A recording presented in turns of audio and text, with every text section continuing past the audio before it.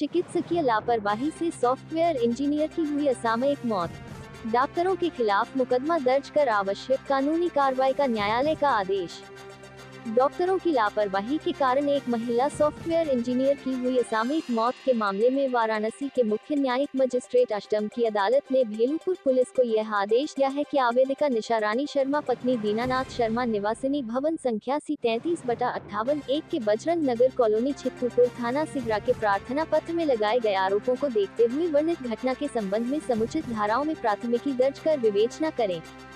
निशा रानी शर्मा ने प्रकीर्ण आपराधिक वाद संख्या 4302/2024 के तहत मुख्य न्यायाधीश दंडाधिकारी अष्टम वाराणसी की अदालत में प्रार्थना पत्र दिया था, जिसमें मामूरगंज थाना भेलूपुर स्थित उपहार नर्सिंग होम प्राइवेट लिमिटेड की निदेशक डॉक्टर विभा मिश्रा, उनकी पुत्री इशिता अवस्थी तथा अज्ञात consultant anaesthetic doctor Nishant Mishra को प्रतिवादी बनाते हुए यह आरोप लगाया था कि इन लोगों की लापरवाही से मेरी सॉफ्टवेयर इंजीनियर पुत्री वर्षा शर्मा की मौत हुई। इन लोगों ने वाराणसी के कई अस्पतालों में अनावश्यक रूप से मेरी पुत्री को रेफर करने के नाम पर घुमाया और स्थानीय अस्पतालों ने उसे लखनऊ के मेदांता और SGPGI अस्पताल में रेफर किया, लेकिन उसकी जान नहीं बची। इनकी लापरवाही के कारण मेरी पुत्री कोमा में चली गई और फिर कभी होश में नहीं आए और उसने दम तोड़ दिया। उनका ये भी आरोप है कि मैंने अपनी पुत्री को डॉक्टर विभा मिश्रा के उपहार नर्सिंग होम में मासिक रक्तस्राव के कारण मई 2023 को भर्ती कराया था। उस समय उसकी बड़ी बहन श्वेता शर्मा भी साथ में थी। चिकित्सकों ने जांच के नाम पर उसे गलत दवाएं और इंजेक्शन दिया, जिसके कारण उसकी हालत बिगड़ती चली गई और एक समय ऐसा आया जब वह कोमा में चली गई। राजेश त्रिवेदी एडवोकेट हूँ और वर्षा जिसकी मृत्यु हो गई उसका सगा मामा हूँ। सर, आज की पत्रकार वार्ता का उद्देश्य वह लड़की जो घर से हंसते हुए गई और ये सोच करके गई थी कि जल्दी से जल्दी हम आ जाएंगे 1.5-2 घंटे के अंदर, और वह मृत्यु के काल की को भाजन बन गई कुछ एक पेशेवर डॉक्टरों के गलती के कारण। और वह भी ऐसे पेशेवर डॉक्टर जिन्होंने उसकी मृत्यु ही नहीं कारित की बल्कि दस्तावेजों के साथ भी बहुत ज्यादा छेड़छाड़ की और प्रशासनिक अमले को हर तरीके से मैनेज करके पिछले 2 साल से हम लोगों को लगातार परेशान कर रही थी, हमारे जांच को प्रभावित कर रही थी। 173 माध्यम से न्यायालय के माध्यम से हमारी ACGM ने भेलूपुर थाने, इसके लिए हम लोगों ने उस न्याय व्यक्त करता हूं कि आप लोगों ने इस ज्वलंत प्रकरण के कलेक्शन के लिए यहाँ उपस्थित हुए हैं। मामला होता क्या है कि साधारण सामान्य परिवार के लोग, उनके साथ घटनाएं घटती हैं, लेकिन इतने वीक होते हैं, कमजोर होते हैं कि वो नहीं उठा पाते हैं इस मुद्दों को। मैं सबसे पहले साधुवाद इस मृतका वर्षा जी के माता निशा रानी को भी देना चाहता हूँ कि इन्होंने जिस दिलेरी से अपनी इस बातों को रखा है, इसके लिए वो बहुत साधुवाद की पात्र हैं। विगत 2 वर्षों से लड़ाई लड़ रही है। वह आप लोग जानते हैं कि उपहार नर्सिंग होम बहुत बड़ा नर्सिंग होम है और सामान्य व्यक्ति नहीं है, बहुत बड़े डॉक्टर हैं और धन बल बाहुबल हर चीज़ से वो सक्षम है। 2 साल से अनवरत लड़ती रहे, लेकिन कोई भी प्रशासनिक अमला उनके ऊपर जू तक नहीं रहेगा। हाँ, जो भी इन्हें प्रार्थना पत्र देती थी उसके पत्र में रिपोर्ट लगा देते थे, उसको सब कुछ ओके कर देते थे। अंततोगत्वा ये हारते हारते माननीय न्यायालय की समझ पहुंची।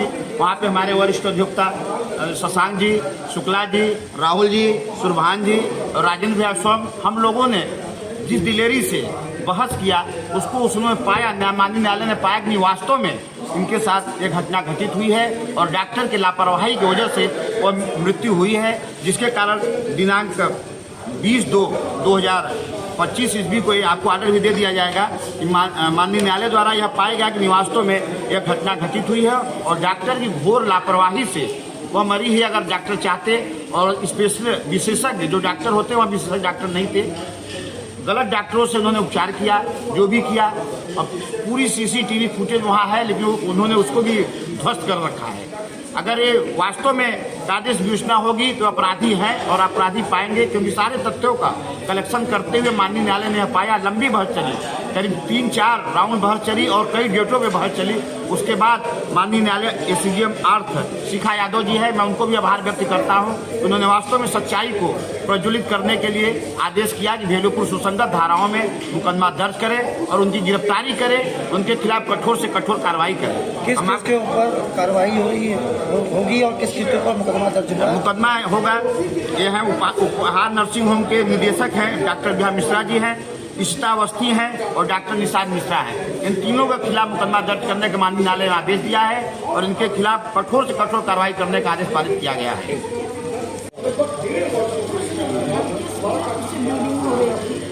मीडिया में बोले उसके बेटे का जन्म था, उसने कहा कि मम्मी मेरी बड़ी बेटी आई और वो दिखाने के लिए और भी डॉक्टरों को हमने 4-4.5 बजे चुका था। तो बोली उसके यहाँ एक ड्यूटी करके मेरी जान पहचान नर्स है, तो हमने उससे फोन किया, डॉक्टर हमारी बेटी बोली तो उसी को दिखाने के लिए हम लेकर के मेरी बड़ी बेटी लेकर के गई। वहाँ पे गई तो बोली कि कुछ नहीं है, थोड़ा इंजेक्शन वगैरह लगा देंगे बंद हो जाएगी। हर महीने का कभी कभी होता था, नहीं कभी, लेकिन वो तावली थी क्योंकि उसकी बेटी का जन्म था। वो इतनी परेशान थी कि अच्छे से अच्छे सारा कार्यक्रम हो जाए। जॉब भी करती थी तो टाइम जो भी बचता था तो सोचती थी कि कोई दिक्कत हमको ना हो, वहाँ कुछ तरीके से करेंगे, शॉपिंग भी कर दी थी उसको।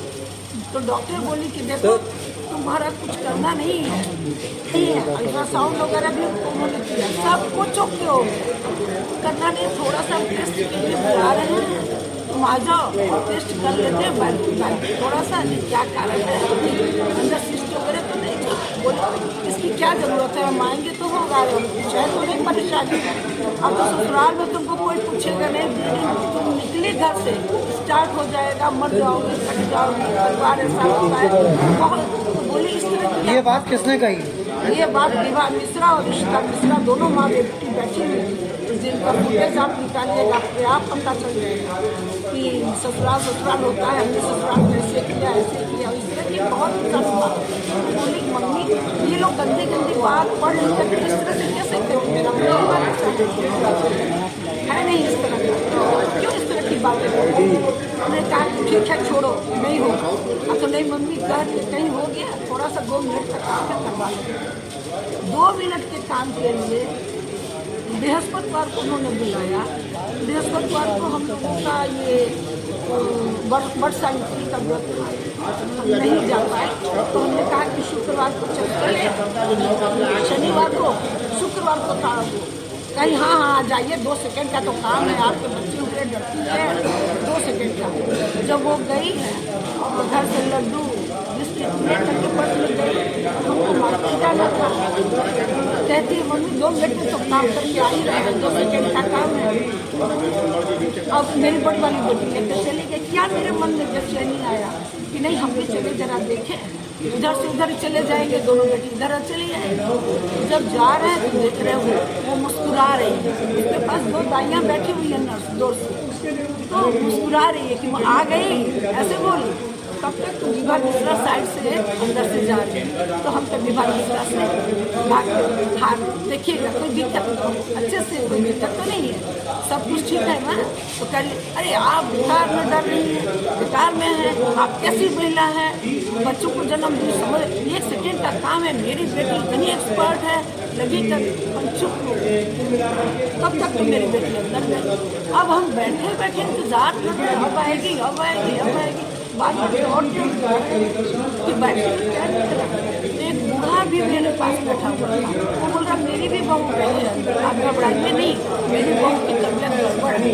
तो हमको लगा कि शायद दोनों का कुछ कर रही है, फिर हम लोग भी करवाए, हम लोग का भी 5 मिनट तो हो गया, क्यों बार माँ बुला रहे हैं। बहुत देर के बाद टैक्सी की सीसी आई, दौड़ के हमने काउंटर, ये क्या तो करी आपकी बेटी का नहीं है, अंदर के डॉक्टर कहाँ है, बुलाइए तो डॉक्टर से बात तो करे, डॉक्टर तो कहीं नहीं है। लास्ट में एक टैक्सी लाई गई है आपकी बेटी का, बाहर निकालिए, हम बेचैन हैं। कितना देर लगी वो, कितना देर तक? वो समझिए कि ये 3-4 घंटे ये रखी है अंदर, और हम लोग बेचैन हो रहे हैं, बार-बार कह रहे हैं कि आप क्यों इतना, अरे रेस्ट कर। 4 घंटे में आपने मिलने की कोशिश नहीं किया? बहुत किया, लेकिन दोनों माँ बेटी नहीं मिली, डॉक्टर नहीं मिला, नर्सें हमको लौटा दे रही थी। तो आपको अंदर नहीं जाने देंगे? ना ना ना, अंदर 4 घंटे बाद आपको क्या सूचना मिली? 4 घंटे जब देखे कि एक डॉक्टर एक मोटा सा आदमी पीछे से दौड़ता हुआ आ रहा है और विभा मिश्रा भी पीछे से दौड़ती हुई आई, तो हमको बेचैनी पकड़ ले कि क्या बात है, किस मरीज के साथ क्या दिक्कत हुआ। उसके बाद निकल के मेरा हाथ पकड़ ले, बोले आपके पास तो और बच्चे हैं ना। हमने कहा बात क्या है, मेरी बेटी को क्यों नहीं बाहर निकाली? तो ऐसा है, लेना है तो ले दे, मामला रफा होता है, ये इशू हो जाता है। ये बात किसने कही है? विभा मिश्रा। तो कुछ आपसे कॉम्प्रोमाइज की भी बात कर रहे थे सर? हाँ वैसे की, और मैं हाथ पकड़ करके पेपर के जबरदस्ती साइन, इस पर कीजिए, इस पर कीजिए, मतलब बेटी को हमको दिखाई। आप शासन प्रशासन न्यायालय से क्या आप मांग कर रहे हैं, क्या चाहते हैं? शासन प्रशासन से हमको यही न्यायालय से मांग है, क्योंकि ईश्वर के बाद लोग डॉक्टर को ही भगवान समझते हैं और सब कुछ छोड़ देते हैं। पैसा नहीं रहता है, खेत कल्याण भी रखते हैं, तो कम से कम सुयोग्य डॉक्टर हो। ये किसी की प्रॉपर्टी नहीं है कि मेरा बेटा डॉक्टर बनने योग्य नहीं है तो हम डॉक्टर जबरदस्ती बेटा है, उस योग्य बनावे हैं, और जान बचाने के लिए हर एक तरह की सुविधा दी जाए। ये नहीं है, हर किसी की बेटियां बेटे बच्चे सब है, और जब किसी का घर उजड़ता है ना, आपके लिए एक महज एक पेशेंट रहता है, लेकिन उसके सारे रिश्ते खत्म हो जाते हैं, उसकी जिंदगी लौट नहीं आती। मेरी माँ है शासन से, योगी से, मोदी जी से, और पूरा विश्वास है नारी शक्ति पर कि सही न्याय किया जाए और पूरी जांच की जाए। कौन इसके जिम्मेदार? इसके जिम्मेदार मेन गार्जियन विभा मिश्रा और इशिता मिश्रा, मेन तो ये 2 हैं। उसके विभा मिश्रा बड़ी डॉक्टर हैं, उसकी माँ है, और उनके कहने पर हमने अपनी बेटी को करने के लिए कहा था। जब उनकी बेटी सहयोग है ही नहीं, उनके ऑफिस में कुछ है ही। सब्सक्राइब कीजिए हमारे चैनल को और बेल आइकॉन को दबाइए हमारी लेटेस्ट वीडियो सबसे पहले देखने के लिए।